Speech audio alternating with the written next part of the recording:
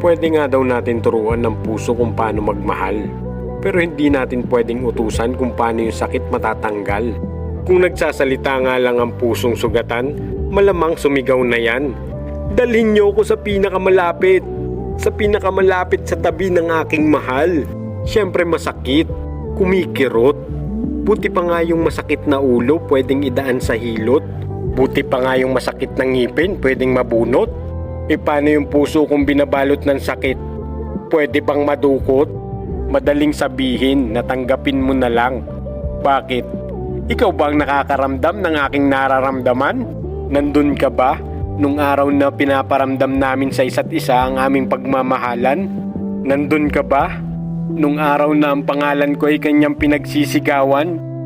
Oo, kaya kong pakinggan yung payo ng mga taong nakapaligid sa akin. Pero hindi ko makalimutan yung taong ngayon ay malayo na sa akin.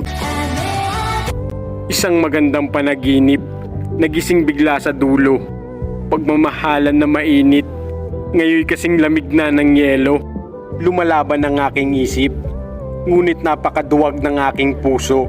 Babaliwalain ko ng saglit, ngunit ang luha ay tutulo. Kumapit ako sa pangako, na tila naging biro.